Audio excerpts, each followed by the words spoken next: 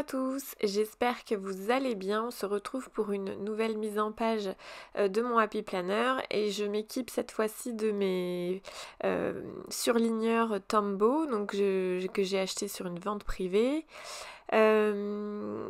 C'était Frédéric qui m'avait proposé un thème fluo et c'est vrai qu'en fouillant dans mes affaires je me suis rendu compte que j'en avais pas. Alors j'en ai mais de couleur pastel du coup, enfin couleur plus douce. Et alors les stabilos c'est quelque chose que j'utilise énormément dans mon organisation au quotidien, professionnel, etc. Dans mon bullet journal déjà je les utilisais.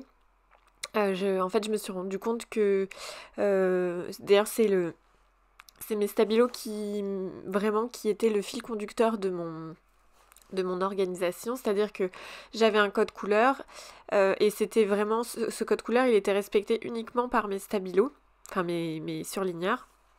Tout simplement parce que je me suis rendu compte au début, alors je voulais écrire, c'est-à-dire voilà, j'écrivais en bleu pour telle chose, en violet pour telle chose, etc. Puis en fait je me suis rendu compte que je respectais pas du tout ce code couleur là parce que j'avais tendance à attraper le premier stylo qui venait pour écrire les choses importantes ou etc. Enfin voilà, un rendez-vous ou autre. Et que du coup mon code couleur était rarement respecté, ce qui fait que je venais une fois que les choses étaient écrites, je venais surligner ou souligner ou encadrer avec mes stabilos. Et c'est comme ça que j'arrivais à respecter mon code couleur. Sinon, à l'écrit en tout cas, j'arrivais pas du tout à le respecter. Mais plutôt une fois que c'était écrit, je venais mettre au clair les choses avec mes stabilos. Donc du coup, oui, c'est quelque chose que j'utilise de manière régulière du coup depuis très très longtemps. Et du coup quand je suis passée au planeur, j'ai continué à l'utiliser. Je l'utilise notamment dans mes vues mensuelles et dans mes vues... alors en tout début de mon planeur, j'ai les vues, comment on appelle ça, par semestre, voilà, par semestre. Et ben je l'utilise du coup très régulièrement là-dedans également. De temps en temps, je l'utilise également dans mes semaines, mais du coup je vous le montre pas puisque j'attends que ce soit écrit avant de faire mes coups de stabilo. Donc voilà, donc effectivement j'ai sauté un peu sur l'occasion quand j'ai vu les ventes privées là de chez Tombow. Bon, il y a un côté où on peut écrire, donc c'est pas mal du tout, donc à voir si je l'utilise... voilà, je vais voir dans la pratique si je les utilise ou pas.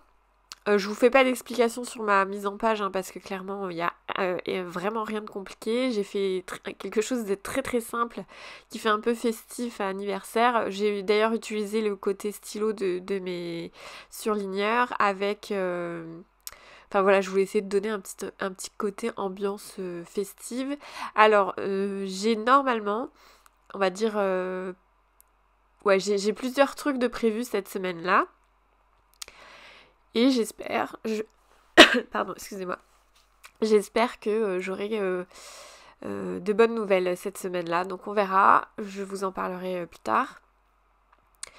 Qu'est-ce que je peux vous dire d'autre? Oui, du coup, au niveau organisation, c'est vrai que les surligneurs, c'est quand même, je pense, la base de leur... Enfin oui, du planeur, du bugeot, voilà. Donc là, moi, officiellement, mon planeur, il est encore valable jusqu'en décembre. Mais comme je vous ai dit, de plus en plus, le fait que mon entreprise a un petit peu évolué, mon travail aussi a un peu évolué, je deviens, on va dire, de plus en plus officiellement, même si c'est déjà un petit peu officiel, créatrice de contenu, pardon. Mais pas que. Je fais d'autres choses aussi, donc c'est pour ça que j'ai vraiment besoin de m'organiser au quotidien de plus en plus. Et ce planeur actuel, il me va qu'à moitié. Il est bien, je suis très contente de l'avoir, je regrette pas non plus mon achat.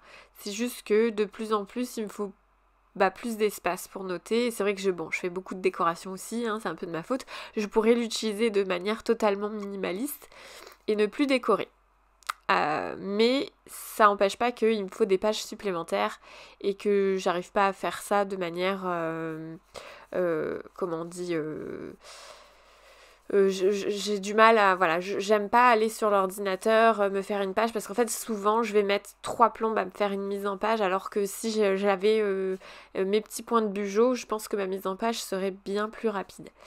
Donc voilà, bon je vais vous en reparler de toute façon tout ça, parce que du coup j'ai peut-être des nouveaux projets, et voilà, donc en tout cas mon petit challenge fluo a été réalisé, Frédéric, de manière très très simple, mais au moins ça, voilà, j'ai utilisé que ça, j'ai pas pris mes Tombow, enfin mes dual brush paint, je n'ai pas pris de tamponnage, je n'ai pas pris d'encre, et du coup voilà, c'est à la portée absolument de tout le monde, parce que même si on n'a pas forcément des fluos classiques, on a au moins des fluos, je pense, que ce soit des pastels ou voilà, moi j'en avais aussi des couleurs pas fluo, c'est-à-dire j'avais du gris, du rouge, mais vraiment aux couleurs presque ça faisait feutre en fait. C'est pour ça que je les ai pas pris pour ce challenge là, parce que ça fait feutre. Là ça fait déjà un petit peu plus voilà, fluo, surligneur classique. Bon, enfin, j'arrête de parler, je vous laisse du coup avec la fin, et je vous dis à très bientôt pour une prochaine vidéo. Prenez soin de vous.